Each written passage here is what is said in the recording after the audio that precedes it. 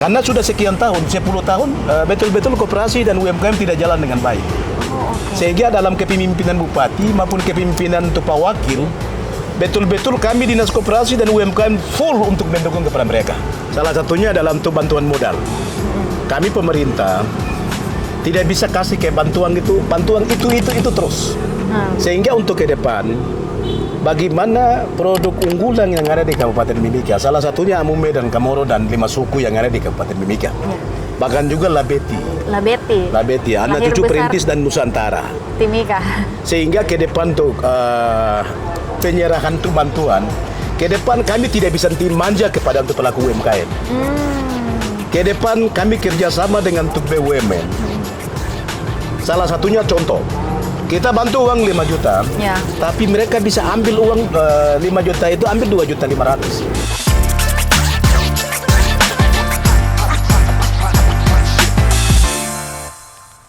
Amolongo, Dimawitimi, Saipa. Kembali lagi bersama kami di Podsling, yaitu podcast keliling bersama Mimika Center. Kebetulan hari ini kita sedang bersama Bapak Kadis, Bapak Samuel Yogi. Ya, Samuel Yogi. Siap. Kebetulan hari ini teman-teman, for your information, kami sedang berada di Expo Festival UMKM dalam rangka Hari Noken Sedunia tahun 2025. Dengan judul Noken Mendunia UMKM Naik Kelas. Mungkin bisa diceritakan sedikit Bapak untuk kegiatan dan acara hari ini? Baik, terima kasih pada kesempatan ini. Selamat sore. Selamat sore. Amologo, Dimawitimi, Saipa. Dalam kegiatan festival Expo UMKM, Hari Noken Sedunia merupakan hari sejarah bagi mama-mama Papua. Betul. Kenapa hari sejarah bagi mama-mama Papua? Karena Noken sudah mendaftarkan di UNESCO pada tanggal 4 Desember 2012 sampai 4 Desember 2025. Ini Noken adalah salah satu kerajinan yang mendunia. Sehingga bagaimana Noken bisa untuk mendunia? Salah satunya adalah pendampingan. Bagaimana pemerintah daerah melalui Dinas Koperasi dan UMKM Kabupaten Mimika betul-betul mendampingi pendampingan baik untuk koperasi maupun UMKM. Salah satunya adalah Noken. Wah, luar biasa. Siap. Berarti for your information teman-teman, untuk acara ini diikuti oleh mama-mama Noken yang ada di Kabupaten Mimika. Kalau teman-teman bisa lihat di halaman MNM ini semua dipenuhi oleh noken-noken asli buatan mama-mama Papua di Kabupaten Mimika. Luar biasa. Siap. Terus mungkin selanjutnya Bapak, bagaimana Dinas Koperasi dan UMKM melihat noken sebagai contoh nyata pergerakan ekonomi rakyat di Mimika? Baik, terima kasih. Salah satunya untuk noken di Mimika memang cukup perkembangannya sudah bagus. Iya. Karena kami pemerintah daerah melalui Dinas Koperasi dan UMKM Kabupaten Mimika betul-betul untuk pendampingan untuk UMKM bagi mama-mama Noken. Bagaimana Noken Mimika itu bisa mendunia, sehingga Noken mama-mama Noken yang ada di Kabupaten Mimika ini, baik dari kami pemerintah daerah Kabupaten Mimika melalui Dinas Koperasi dan UMKM bersama Dekranasda Kabupaten untuk Mimika betul-betul mempromosikan Noken yang ada di Kabupaten Mimika baik secara nasional maupun internasional. Berarti Noken ini sudah siap go internasional ya Bapak ya? Sudah. Noken sudah sampai, Noken Mimika itu sudah sampai di Singapura. Oh, luar biasa. Noken Mimika ini sudah sampai di Batam. Dan Noken Mimika itu sudah sampai di Eropa. Betul. Maka Noken dari Noken mama-mama Papua yang di Mimika ini sudah dikatakan bahwa ini sudah mendunia. Sehingga pada kesempatan ini saya juga selalu sampaikan kepada untuk Dekranasda Kabupaten Mimika betul-betul mensupport untuk kami, betul-betul untuk mengenalkan Noken Mimika ini sampai mendunia. Sehingga terima kasih kepada untuk Dekranasda Kabupaten Mimika betul-betul mendorong, mengkaderkan dan mempromosikan sampai di go digital, sampai di go internasional. Luar biasa. Untuk itu buat teman-teman masyarakat Kabupaten Mimika harus bangga pakai Noken. Setiap hari kalau bisa tuh harus pakai Noken teman-teman. Nah Bapak, dinas Bapak yang menaungi koperasi dan juga UMKM, sebagai pilar, apa prioritas utama yang sedang Bapak dorong untuk revitalisasi sektor koperasi di Mimika saat ini? Ya, baik. Salah satunya adalah tantangan dan revitalisasi dalam pengembangan koperasi dan UMKM adalah salah satunya adalah administrasi.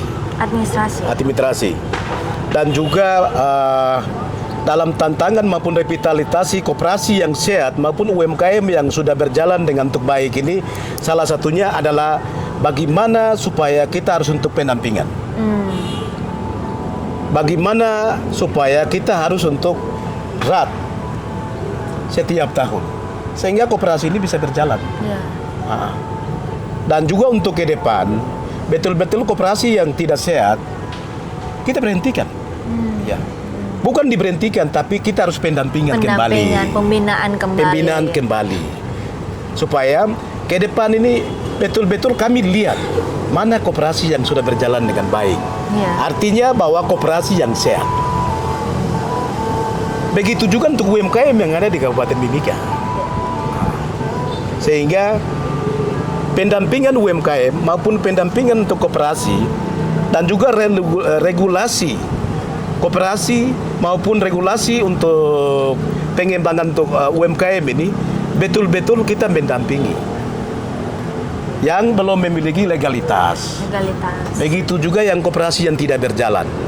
Sehingga secara efisien, secara efektif menyeluruh dan menyentuh kepada UMKM yang ada di Kabupaten Mimika. Dan juga koperasi yang ada di Kabupaten Mimika. Betul-betul kita benahi kembali. Karena sudah sekian tahun, 10 tahun, betul-betul koperasi dan UMKM tidak jalan dengan baik. Sehingga dalam kepemimpinan Bupati maupun kepemimpinan untuk Pak Wakil, betul-betul kami Dinas Koperasi dan UMKM full untuk mendukung kepada mereka, memfasilitasi mereka, mendorong kepada untuk mereka, dan pendampingan bagi mereka. Sehingga kepemimpinan dari Pak Bupati, baik secara untuk permodalan, baik secara perizinan, baik secara pengembangan, dan juga pelatihan ini, semua bisa berjalan. Oh, luar biasa. Berjalan di mana? Berjalan dalam Mimika, rumah kita. Mungkin kriteria apa saja yang bisa Bapak simpulkan kalau koperasi ini nih dia sehat dan juga aktif? Value apa yang bisa?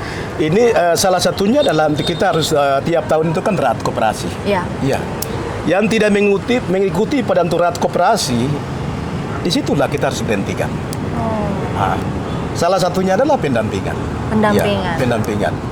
Dan juga kami untuk dari pemerintah melalui Dinas Koperasi yang sehat, betul-betul kami support dan mendukung. Dan koperasi yang tidak sehat, kami berhentikan sementara. Mungkin diberikan pembinaan lagi? Mungkin diberikan pembinaan kepada untuk mereka. Siap. Nah, Bapak, melihat beragamnya UMKM dan juga produk-produk UMKM yang ada di Mimika nih, strategi apa yang diterapkan dinas untuk meningkatkan kelas, kembali lagi meningkatkan kelas UMKM dari skala mikro kecil ke menengah? Baik, ini memang pertanyaan yang bagus. Tapi kami melihat pada kondisi dan situasi pada Kabupaten Mimika. Sudah sebelumnya itu sudah 10 tahun tidak berjalan untuk UMKM ini. Tapi dalam tahun ini, kepemimpinan Pak Bupati dan Wakil Bupati, salah satunya adalah pemerintah kami sudah siapkan seluruh perizinan melalui satu pintu. Satu pintu. Sehingga UMKM yang sampai saat ini tidak ada mempersiapkan diri, tidak ada memperjuangkan untuk bagaimana caranya saya bisa mendapatkan surat izin dan lain-lain. Kami pemerintah sekarang ini sudah satu pintu. Karena semua untuk persyaratan apapun ini kan sudah bekerja sama. Salah satunya itu semua notaris yang ada di Kabupaten Mimika. Bagaimana produk-produk yang ada di Kabupaten Mimika ini kita bisa dijadikan sebagai buatan sebagai badan hukum. Itu pertama. Supaya mereka bisa untuk mengembangkan usahanya itu. Terus untuk yang kedua itu melihat pada untuk semua UMKM yang ada di Kabupaten Mimika ini, semua stakeholder itu kita harus bersatu. Ya, seperti itu. Kolaborasi dan sinergi, kerjasama. betul. Ya, Untuk kembali lagi supaya UMKM ini naik kelas. siap. Betul. Mungkin produk-produk apa saja yang mungkin menjadi unggulan di Kabupaten Mimika ini yang sebenarnya kita sebagai masyarakat Mimika ini harus tahu nih, oh ini ada sebenarnya di Mimika ini ada ini loh, produk ini loh. Ya, produk-produk ini sebenarnya saya tidak bisa jawab sebenarnya itu. Oke. Karena ini sementara ini produk-produk unggulan yang ada di Kabupaten Mimika ada tambelo, ada mangrove, begitu juga ada noken, Noken. begitu juga buah merah. Oh, buah merah, betul. Sehingga untuk bagaimana kita mendorong itu, karena salah satunya buah merah dari Mimika ini sudah mendunia. Iya. Tambelo ini pun juga kita sudah mendunia. Seperti itu. Dari kendala-kendala yang sudah terjadi, mungkin untuk para UMKM ini kan biasanya kembali lagi ke permodalan. Oke. Nah, bagaimana Dinas Koperasi dan UMKM menjembatani para pelaku usaha UMKM untuk mendapatkan akses ke sumber pembiayaan yang mudah dan juga murah? Baik, terima kasih. Salah satunya dalam itu bantuan modal. Kami pemerintah tidak bisa kasih kayak bantuan itu terus. Sehingga untuk ke depan, bagaimana produk unggulan yang ada di Kabupaten Mimika, salah satunya Amume dan Kamoro dan 5 suku yang ada di Kabupaten Mimika. Bahkan juga Labeti, anak Lahir cucu besar perintis dan Nusantara. Timika. Sehingga ke depan untuk penyerahan itu bantuan, ke depan kami tidak bisa manja kepada untuk pelaku UMKM. Ke depan kami kerjasama dengan untuk BUMN. Salah satunya contoh, kita bantu uang 5 juta, Ya. tapi mereka bisa ambil uang 5 juta itu ambil 2.500.000. Sehingga ke depan kita buat itu pernyataan sikap. Ya. Oh, oke. Sehingga ke depan ini kami akan kerjasama dengan Pegadaian. Bagaimana tabungan emas jalan, dan mereka punya untuk pengembangan untuk simpan pinjam juga jalan. Oh, oke. Kalau kita bantu 5 juta, mereka bisa ambil untuk 2.500.000. Tidak bisa ambil untuk semua. Untuk semua. Itu mungkin menjadi satu solusi Siap. yang telah dilakukan oleh Dinas Koperasi dan juga UMKM mungkin terkait dengan kendala permodalan yang menjadi Siap. sumber utama. Siap. Kembali ini kan sekarang sudah era digitalisasi ya kan Pak, betul. Sejauh mana Dinas mendorong UMKM Mimika untuk go digital? Program pelatihan kah atau kembali pendampingan Oke. yang paling efektif saat ini?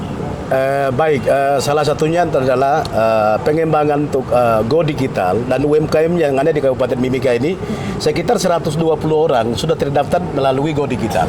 120 120 UMKM. UMKM melalui aplikasi Go Digital pada Diskop untuk Kabupaten Mimika.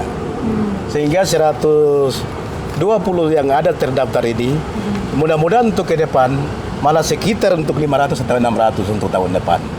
Sehingga produk-produk kita ini betul-betul dikenal melalui Go Digital.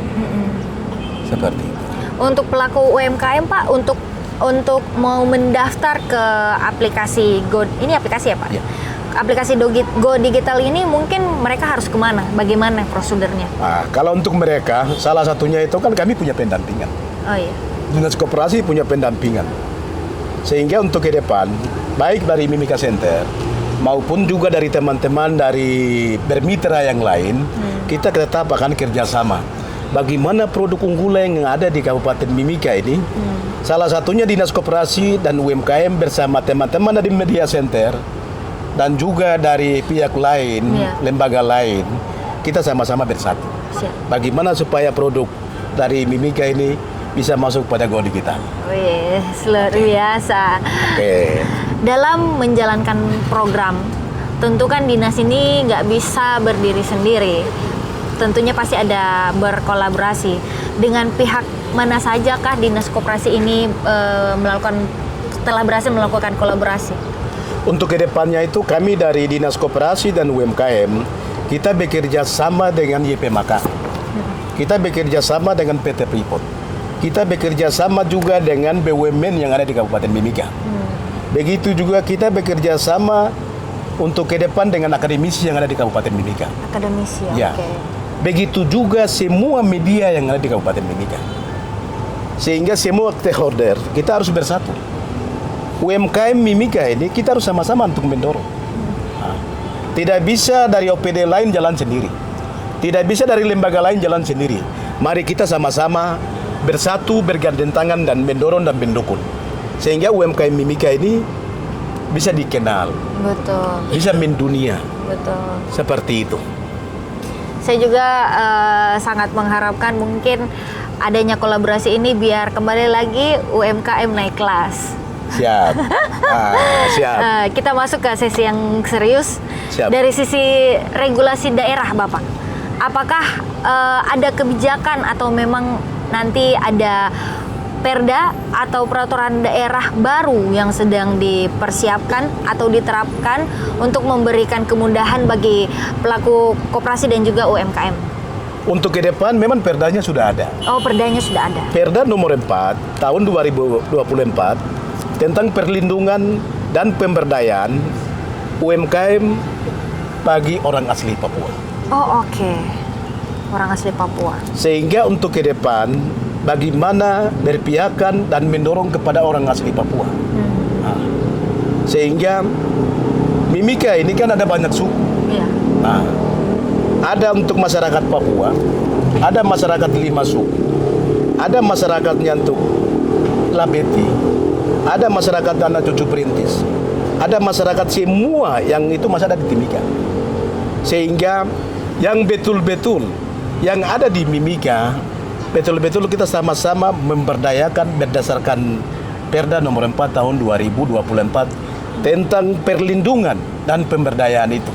Sehingga betul-betul kita wujudkan berdasarkan peraturan daerah yang ada. Nah, ya Pak, jika kita berbicara 3 sampai 5 tahun ke depan, mungkin visi dan misi apa yang ingin Bapak capai bagi sektor koperasi dan UMKM di Mimika di bawah kepemimpinannya Bapak? Oke, ini sangat sungguh untuk luar biasa bagi untuk saya. Iya. Ini untuk 3 tahun, 4 tahun ke depan, seluruh RT yang ada di Kabupaten Mimika ini satu RT satu produk unggulan. Oh, luar Sehingga satu RT berarti 5 produk unggulan yang ada di kampung itu. Ada desa itu dan ada kelurahan itu. Sehingga 3 tahun, 4 tahun ke depan itu satu RT 5 produk unggulan. biasa. Satu RT 5 produk Unggulan yang ada di wilayah masing-masing. Itu yang ke depan kami akan untuk rencanakan. Ya. Untuk rencananya ini sudah prosesnya sudah sampai di mana Pak? Mungkin Kami sudah- sekarang ini ada persiapan. Oh. Sehingga 3 tahun ke depan ini betul-betul kita harus lihat dan didata yang betul-betul supaya ke depan ini secara efisien, efektif, menyeluruh dan menyentuh kepada rakyat sesuai dengan visi dan misi Pak Bupati dan Wakil Bupati Mimika. Mimika rumah kita ini betul-betul kita diberdayakan yang betul-betul. Bagaimana RT itu sudah menyiapkan itu berapa produk unggulan.